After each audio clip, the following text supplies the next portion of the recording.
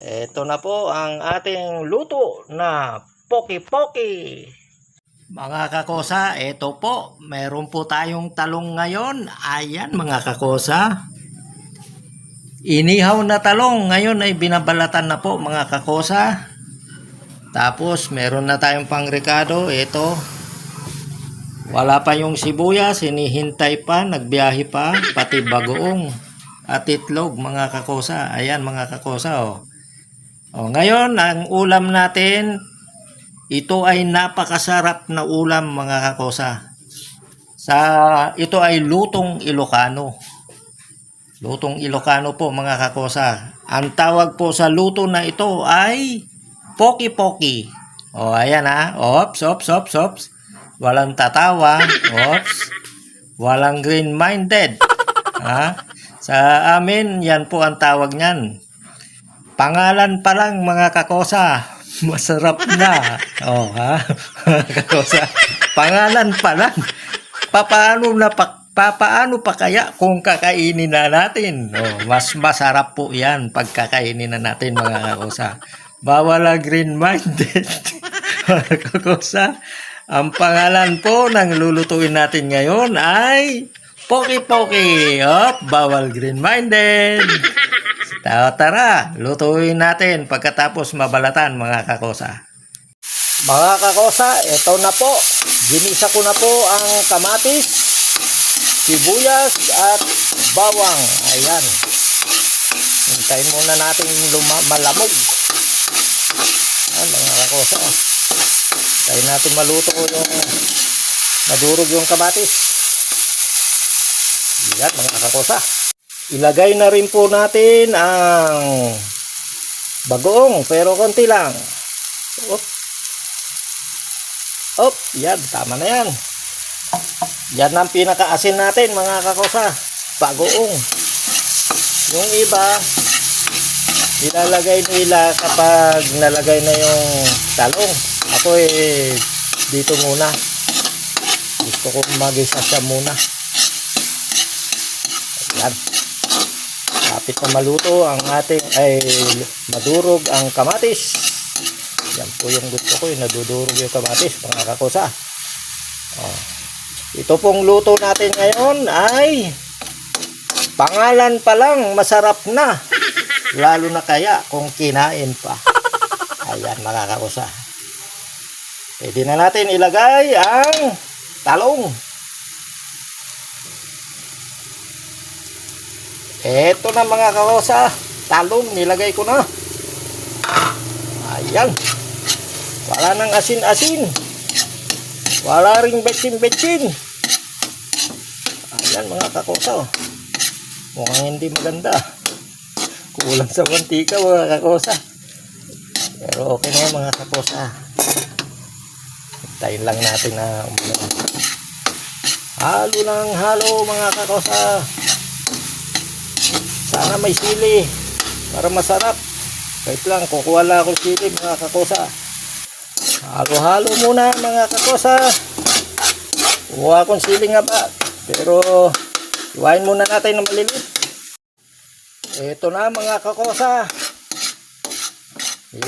Nilagyan ko ng siling haba. Wala yung sili natin na Putpurin natin. Yan mga kakosa. Lakasan ko munang apoy. Ito po ay lutong Ilocano. Ang bango mga kakosa. Amoy inihaw na talong. Tapos may bagoong. Wala nang betsin-betsin mga kakosa. Kasi yung bagoong ay malasa na. Yan ang nagpapalasa.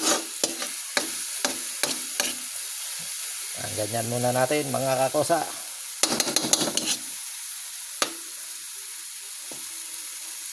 Okay. Ngayon, ilagay na natin ang ating itlog. Ang itlog ko po ay isa lang mga kakosa. Kasi kukunti lang naman yung natin, talong. Yung talong ko ay konti lang. Ang itlog ay tansyahan, isang piraso. Ayan mga kakosa, medyo malakas ang apoy. Nasusunog ang ilalim. Ako mga kakosa,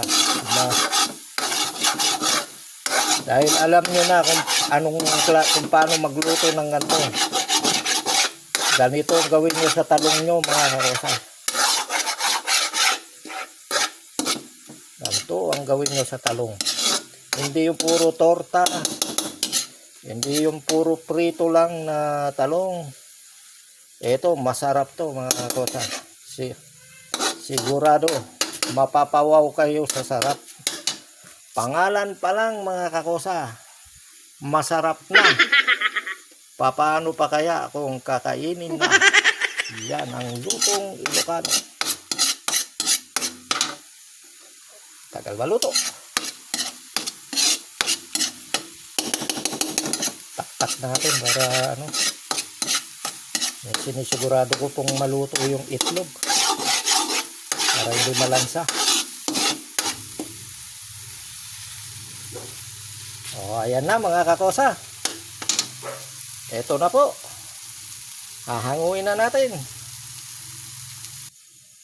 Ito na po mga kakosa. Ilipat na po natin sa lalagyanan. Ayan.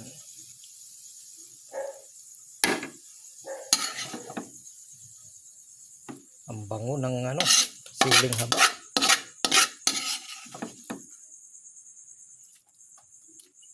Ay, ang bango ng siling haba mga kakosa.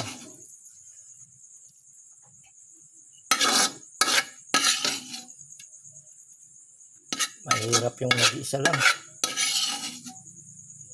Oops, sayang yun. Ayan na po mga kakosa.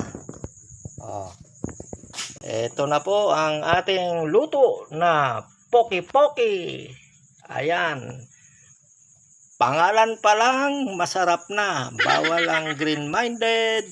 Ayan po. Pangalan pa lang, masarap na. Ano pa kaya kung kakainin mo pa? Mga kakosa, yan po ang lutong Ilocano. Poki-poki po ang tawag niyan. Bawal ang green-minded. Tara, kain na mga kakosa. Bye-bye!